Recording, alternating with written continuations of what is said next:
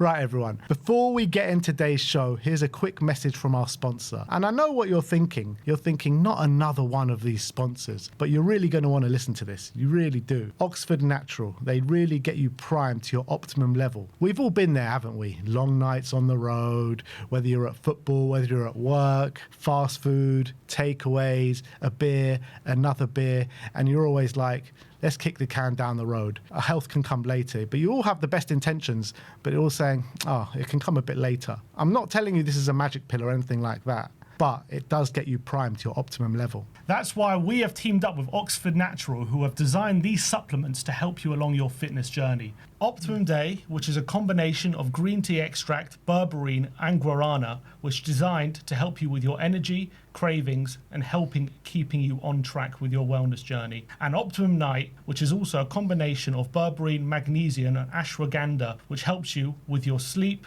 recovery, and helping you properly switch off. And like I said before, this isn't a magic pill. It does get you primed to the optimum level. And we are just at the beginning of our journey. And already we are seeing the effects. We are sleeping better. We are waking up better. You know, if you know anything about me and Sim, we are not morning people. And we are very groggy in the morning, find it hard to wake up. And this, straight away, we were able to get up a lot easier. Like I said, the sleep has been a lot better. And we also, both of us, drink a lot of coffee. Not one coffee have we drunk since taking these supplements. I haven't woken up fresher since I've been taking the Oxford Natural supplements a few days ago. And it's been a real life changer, if I'm being honest. And it's been absolutely brilliant. And you're going to be tracking us on our wellness journey over the next few months. But we're only promoting this because it works. And here's some real life proof on screen right now. Both Robbie and Michael Owen teamed up with Oxford Natural for their wellness journey, and you can see the results for yourself. Get your supplements and start your fitness journey in the comments section below. You can see on screen, use the code WeAreTottenhamTV to get 70% off your first order, guys. And I'm telling you guys, this is no magic pill like I keep mentioning. It really works. So get yours, link in description below. But enough of that. Let's get into some Spurs talk. Hello people, we are Tottenham TV back here with yet another Tottenham update. You have to get used to these because I think Spurs is going to be a bit of a busy summer for us. Jack Pitbrook and The Athletic have been speaking about Spurs' potential new sporting director, and it looks as though plans may have been changed recently. He says Tottenham are now targeting a world-class sporting director, which was changing their initial brief, which focused on finding someone to work alongside Johan Lange, fit into a structure, and operate as a number two. It looks as though we've departed from that, and we're going for a world-class sporting director now. What that means for Lang remains unclear. But I don't understand what he's saying. He's saying the initial plan was to find someone who'd operate as a number two to Johan. That's what The Athletic are reporting, yeah. No, that can't be true. I'm pretty sure that we always heard that someone was going to be number two, Johan was going to be number two to someone. What we didn't hear that. What we heard was, that's what we assumed. What we heard is someone to work alongside Johan Lange. Yeah, but he's saying number two to Johan. I don't believe that. I don't believe... He's also saying working to find someone to work alongside Johan Lange to fit in a structure and operate as a number two. That's what the Athletic are claiming. I guess it might not mean a number two to Johan. I don't know. I don't know what that means. Or... That confuses me. I don't believe we were ever going to sign someone to be number two to Johan, if that's what it's saying. Regardless of that, I'm delighted what they're saying, that they've changed strategy, because I didn't really think this Sebastian Kehl guy working alongside Johan was the way forward. I think we need someone with outstanding credentials, an outstanding candidate. Look, I don't know who that is off the top of my head. There are obviously candidates out there who've done fantastic jobs. For me, Sebastian Kehl didn't represent that. Him working inside Johan didn't give me much hope. So I'm really happy. It sounds like they're maybe not going in the direction of Sebastian Kehl. They're going somewhere else, which I'm happy about. Yeah, it does seem that way. And I mean, it seems as though Lang's days at Spurs are definitely numbered. I don't expect him to be here for much longer. But with who that could be, I mean, there was a world-class sporting director that left Man City in 2025 in July. Tixi, I can't even pronounce his name, but Tixi Bergstein. Yeah, I know what you mean. But could Spurs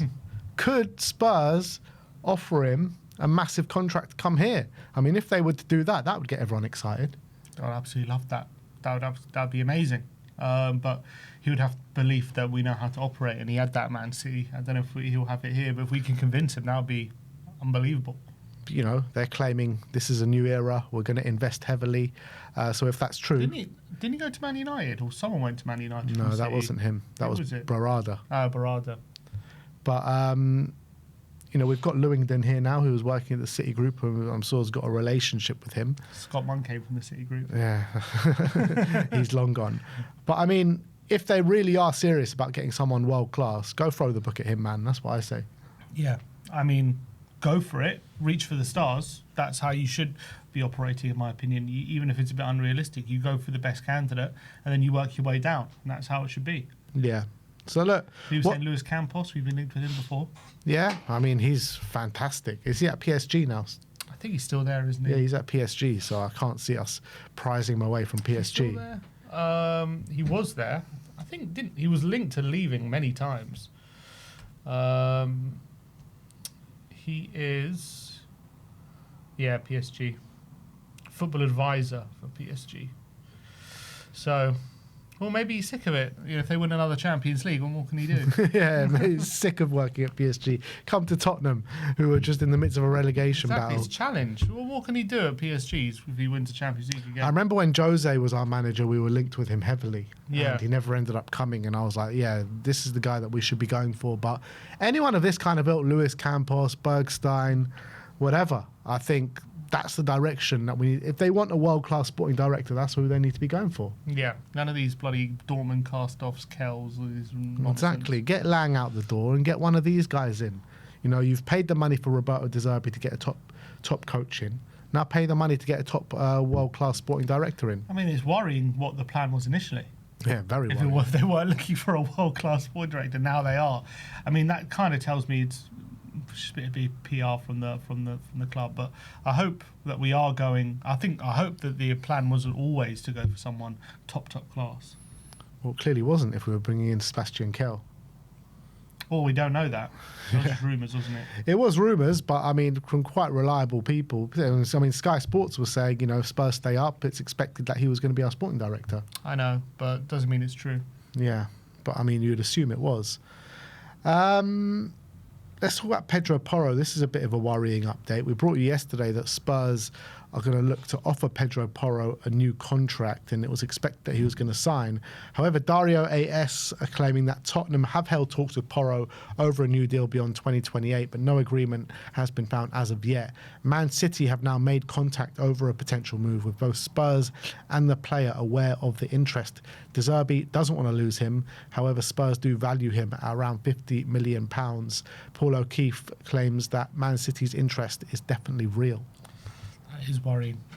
That is worrying, because I know he used to play for Man City, and obviously it didn't work out first time round. And yeah, he was very young, though. He was very young. Maybe he wants a second crack at it. Obviously, when the chance to go and join Man City comes around, especially with the mess we've been in, it's hard not to have your head turned if you're someone like Pedro Porro, who's been at us for a while now. What, 3.5 years, is it? So it's not like he's just joined. Obviously, he's been a very kind of consistent player on the pitch in terms of just being available. He's been someone who works his socks off every single game, whatever you want to say about his performance level. He never stops running. He somehow never gets injured. And I think he's got so much quality, and I think he was done a real disservice with how he was being used last season by Thomas Frank, and I think we saw the best of him, or near the best of him, later on in the season. So I think we've got a phenomenal right back there.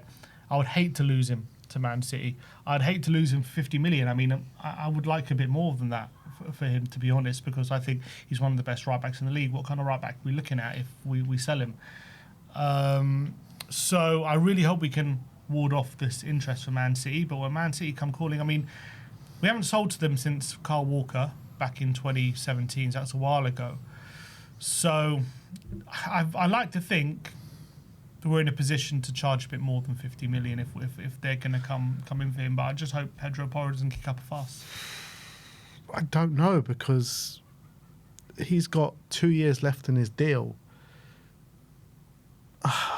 Maybe we could demand a bit more, but you know, the money is not even what I'm thinking of. Like, Pedro Porro is, I think he's kind of invaluable to us because of what he offers for the team. For a team that's already lacking in technical ability, he's probably one of our best, if not our best technician. We can't lose him. Mm-hmm. We genuinely cannot lose him because that's how important he is to us. And we've seen in these final 5 to 7 games under De Zerbi how important he can be. We've seen over the course of his Spurs career how important he can be for us.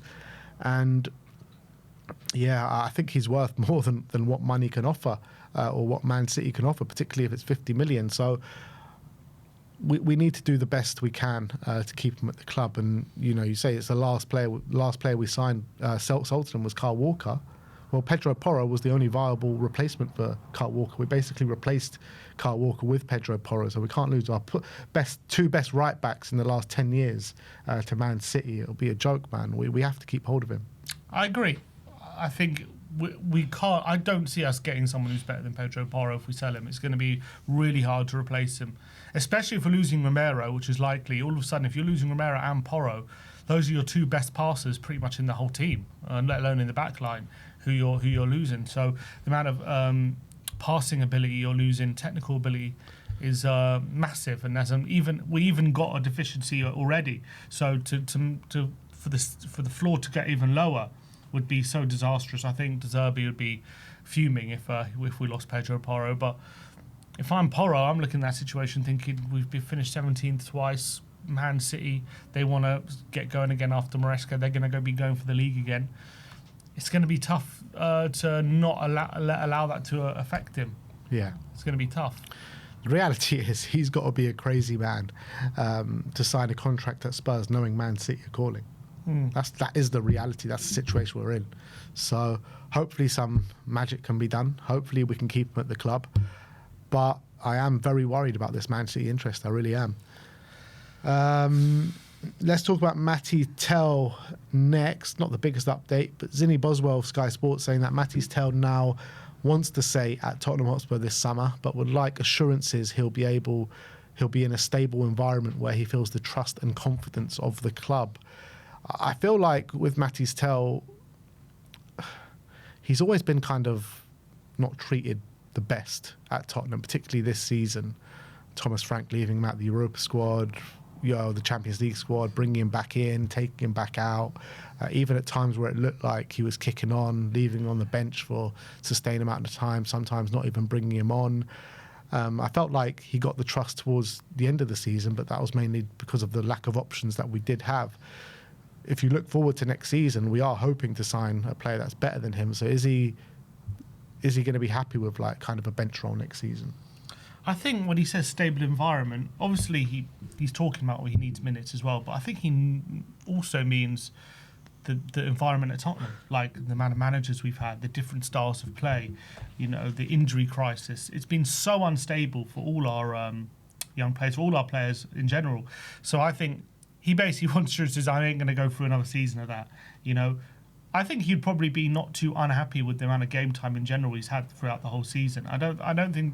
Obviously, a lot of it was down to injuries, but I don't think the game time is necessarily the problem. It's more where the club's going. He needs to play under a coach who's going to develop him, who's going to improve him, and who's going to give him opportunities when he deserves it, of course. But we're going to be a team that plays a certain style of play that benefits him as well. And I think, obviously, that's what he means. Now, De Zerbi's here. You'd like to think the style of play shouldn't be a problem. And I think he did use him in the latter stages of the season. I think he did all right. Obviously, he scored that brilliant goal against Leeds, and I think he had some decent performances at the end of the season. I think whether De Zerbi truly rates him now, I'm unsure, to be honest. I'm unsure whether De Zerbi, because he left him out the first game against Sunderland, and then he left him out the next game against Brighton. I think he only came back in against Wolves, and we had loads of injuries. So when he was forced to, and he does seem to hook him sometimes fairly early. I think on the final day he hooked him on the hour and stuff. So there's a question whether De Zerbi truly rates him or not. I'm not 100% sure, but if he does, and he does like him, he called him one of the best prospects in Europe. I think he should be excited about playing under De Zerbi next season, and I think there's enough to suggest that Tell should be pretty stable next season at this club. Pretty happy. Yeah, I just don't think he's good enough to be a starter for us yet for what we need. I think you've seen the clear lack of quality in the forward line. He's been a major part of that. And I like Tell. I like his attitude. I like his mentality. But he's got so much more developing to do. So much more. So I'm happy to have him around as kind of a squad rotation option on the bench, coming off the bench. But he shouldn't really be starting for us. I think that's the reality.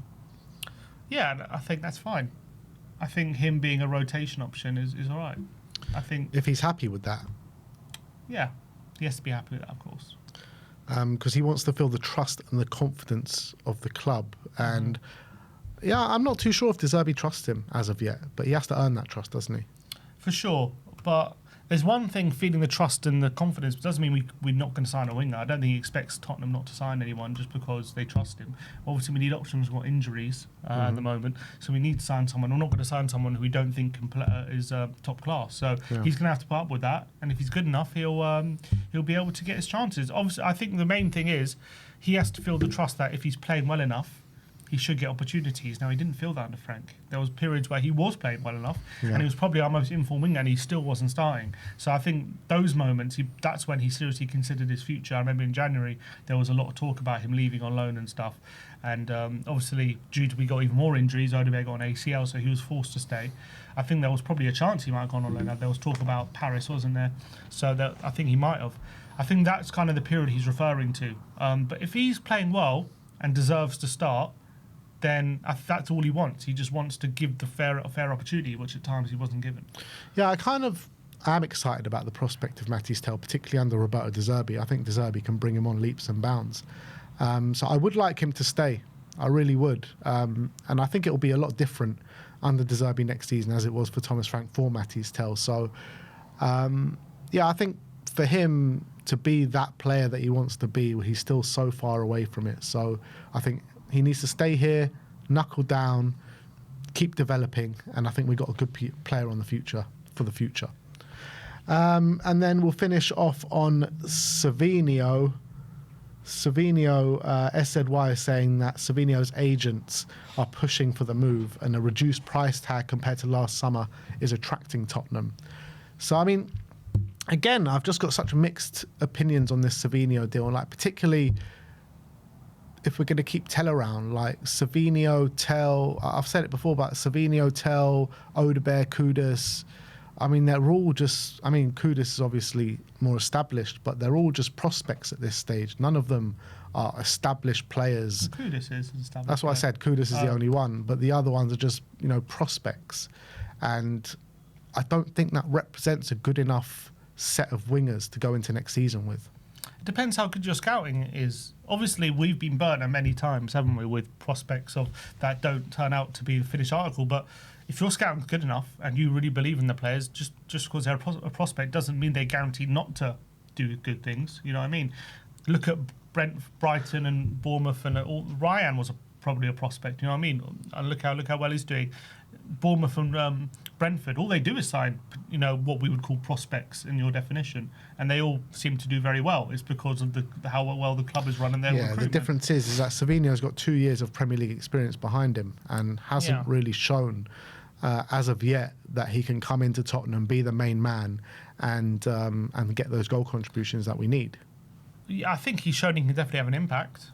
I definitely think he's shown that. I think he's been in times impressive and at times not so impressive. I think Man City used him inconsistently. I think he started so well when he first joined, and then he found himself out of the team, and then injuries this season. He was looking to leave, and it hasn't quite worked out as perfectly as he had hoped. Albeit, I think when you watch him play, I'm generally more times than not, I'm impressed with him. To be honest, I see a really good player there. So if they want him. And they scouted him and they think, look, this kid can be a serious player for us. I see a really good player there, so I'm not against it. I think we probably need more. We need probably a bit more established. What I'd like is more goal contributions in the forward line, on the wing. I think that's what we all want. We're definitely lacking that. So I'd like another signing, but I wouldn't be against signing Savinho. But I do agree with that. I wouldn't be against it completely, but it has to come with another player that is more established, 100%. But Savinho, if we are going to bring him in, and if he is going to be that star signing on the winger, then I don't think he fits the bill just yet. I think he can get goal contributions, though. I think he can do it. Maybe. He might can, but, we were saying Matisse Tell can get goal contributions, and this one can get goal contributions, that one, but they haven't.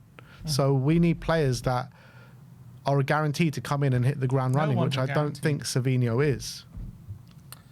There are obviously people more likely than others, but we've also gone down the Prem proven route and it hasn't worked out as well. Like, it doesn't even have to be Premier League proven. Like, Savinho's been at Man City, right? He's been at a top club that, were flourishing for the. I mean, obviously, the last 2 years haven't been the best for them, but still, he's been at a top club, and he just hasn't produced for them. Yeah, it's not easy sometimes. I don't think he's been bad for them though. I really don't think he's been bad for them when I watch him.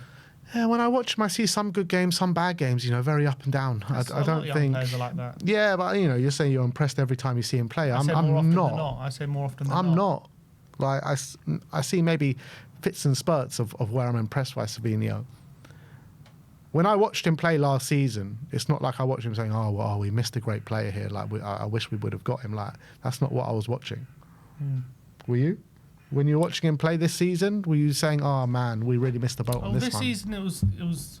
He's had a very difficult season. I'm talking about more in his first season. But this season, he didn't have a great season, if we're being honest. He was out the team. He was obviously players picked ahead of him, better players, if we're being honest. And he had a lot of injuries this season, so it hasn't gone his way. But I wouldn't say I thought his first season when I was watching him, I thought he was brilliant. I think he has had some good games this season. I thought in the last day I was watching some of his highlights against Villa, he looked really good. I think there's a very good player in there. So you'd be happy if he was the main winger signing this summer? I don't know what that means. If he's the only winger signing, no. That's what I'm saying. Like, that's what, the main one. Yeah, if you bring in him and let's say another younger one that's up and coming, like, that's what I'm saying here. Like, I don't want to sign him as like the more established winger signing. No, that's fine. But if we're getting him for 45, 50 million, we could probably buy another one, can't we? That's expensive for what he is. 45, 50 million. For someone that's played 2 years in the Premier League and got 2 goals. I mean, is that not expensive? Got a lot of assists and also did very well in La Liga. Yeah. But that's 3 years ago now. I don't know. We've bought players on loan over the last couple of years that also have had good seasons 3-4 years ago, and they turned out to be dross for us. Like Moani, like Timo Werner. So I don't know. It's a difficult one. It just depends on the recruitment and how much they really believe in him and how much they think this guy can make the difference, judging by what they've seen. As I've said, there are clubs who are outdoing us in recruitment, and they're not just going Prem proven and proven this and proven that, because they're doing it by scouting, and they're doing it by watching them play and believing this guy does what we need him to do. Yeah, but our scouting has been horrific, and we're scouting Savinho. So we're going to have to scout someone. I know that, but do you trust our scouting? This is who our scoutings are getting. But then we don't trust any of our signings if we're saying that. Yeah, but we're talking specifically on Savinho. Yeah, and I like Savinho. We're speaking consistently about how poor our scouting is and how good the other team's scouting are. Correct. So why aren't they going for Savinho? Good question. Maybe they can't afford him. I'm not sure about that. I mean, they've made bucket loads of money, all these clubs now. And how much did Ryan cost? He cost about 35 million or something? 30, I think, yeah. So, I mean, I think these clubs can. I mean, Semenyo went for big money. Look how much they made off just the defence in last summer. Bournemouth. I mean, these clubs are making so much money because their scouting's so good. Maybe he does want to go there. Yeah, maybe. But I don't know. Look, I like Savinho, and I think he can be a good player in the future. I'm just not sure if he's the player we need right now. That's all I'm saying. But if like I said, if De Zerbi wants him, then bring him in. Why not? If he can make him into a top player for next season, then let's do the business. But I think him and Kudus on both wings has potential to be very dangerous. has a lot of potential. If you get a killer in the number 9 slot, I think there's going to be chances galore for him, whoever that number 9 is. Yeah, maybe. Let us know your thoughts in the comment section below. Do you want to see Savinho at Tottenham? Yeah, that's the Tottenham update for today. Like, subscribe, and comment. And as always, come on, you Spurs.